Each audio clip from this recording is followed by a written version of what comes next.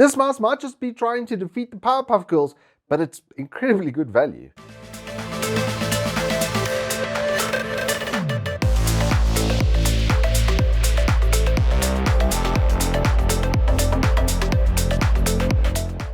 Good afternoon and welcome to Turbo Tortoise Tech. If you're new here, I'm Reese of the 4-piece variety or Wookie Triple XL. And yes, while I've made a terrible joke that a lot of us boomers who are now taking pain medication for our sore backs would recognize, this is actually no joke. And Mad Catz is continuing to make like really good bang for buck peripherals.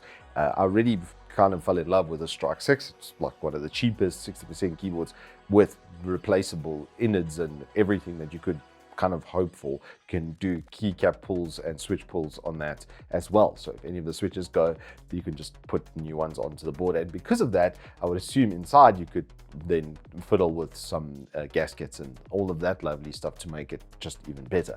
But on a price versus performance, it struck me as insane at 900 Rand that it was actually a modular mechanical keyboard. And this is more of the same. When I saw this, I got kind of excited because there's a Pixart 3335 sensor in here. So its tracking is just not going to be an issue.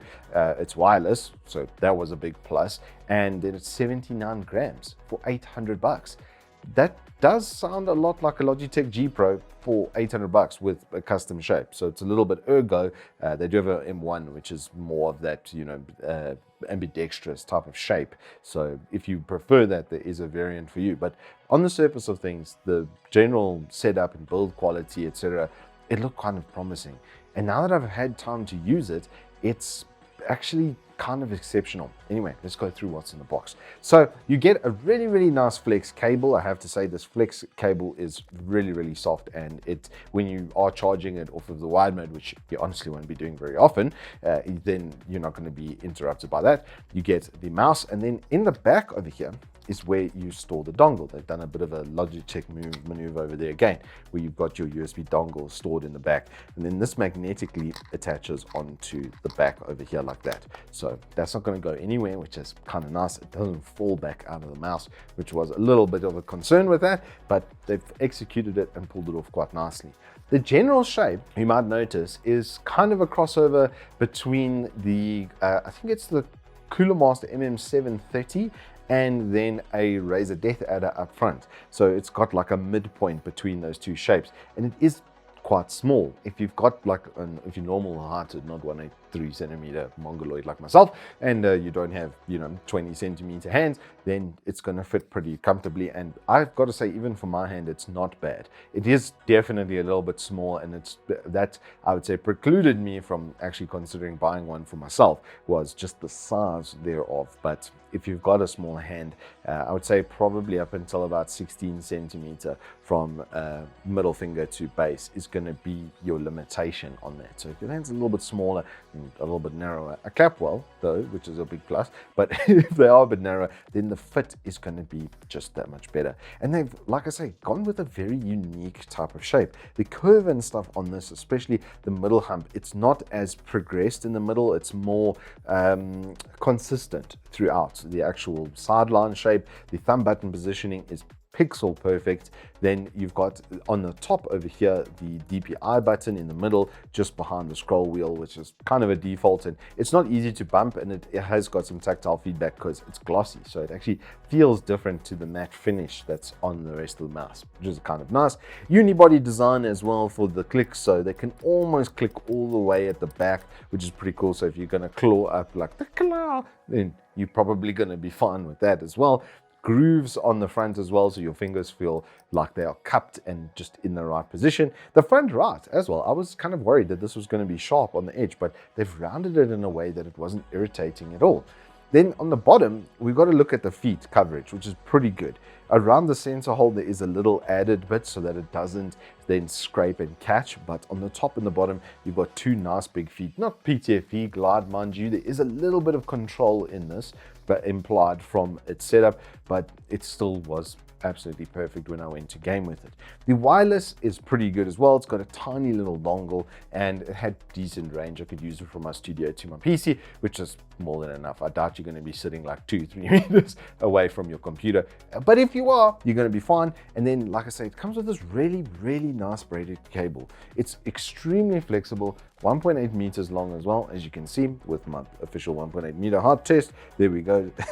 Done and dusted, but it just connects in Type-C in the front over there for charging, and it is branded with Mad Catz logos. And that's something also nice on the dongle, that they've done that as well. So it's got all of those general tick boxes, but what is it like to use, and what's the software like?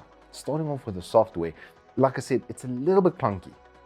So only thing I'd like to see them really improve is that software setup. It's comprehensive, it does what it needs to do, but it's clunky. You can change DPIs and settings and colors, and there's not a lot of lighting modes on it, but it's got the defaults that you're generally going to see, and it's got a macro editor, which I think is the big plus for obviously the thumb buttons, which you're going to use in various games.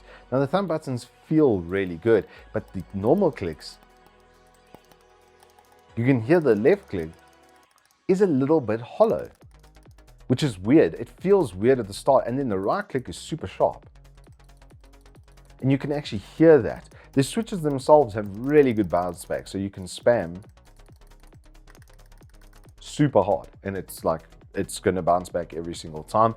I did play quite a bit of CS with this, it being more or less an FPS mouse. It actually shares the same sense as my daily driver in the Pulse Fire Haste, which is now my new favorite bay, honestly. For wired mouse, that's still my top pick. But for wireless, this is going to probably be my best budget pick because of the sensor. It's really good battery life. They quote 70 hours. Ooh, sorry, mouse, I was doing it a little bit. They quote 70 hours on the box, and that's very realistic. I had 2 sessions with it for a couple of hours, and it barely even noticeably went down. I couldn't actually see on the little battery meter inside the software how far it had gone down. So it went down like almost nothing. It started off at like 80% charge out of the box. So pretty good, and if you leave it connected overnight, it's going to be fully charged by the morning. So the price versus performance, I think you can see, and why I was so excited for this is not a lot of us have like 1,500 plus to spend on a mouse that's still going to give you good performance in the game. And this is now the best price versus performance wireless mouse because of that 80 gram weight, because of its internal battery, because of its extremely good battery life as well. Generally good wireless that has 100 hertz polling or 1000 hertz polling rate on it as well, and a Pixart 3335. If you can get over the button sound, this one does feel a little weird. I'm not gonna lie, it's something to do with the body. But after a few minutes gaming, you're not really gonna notice that, honestly, and then after that, you're getting the really good sensor and wireless out of it. So I like it a lot. I just want to see them fix that, so little less hollow sounding and feeling. You can see further back it doesn't sound as hollow, so there's something going on here with the body that they just need to tweak ever so slightly, maybe improve the look and feel of the software somewhat.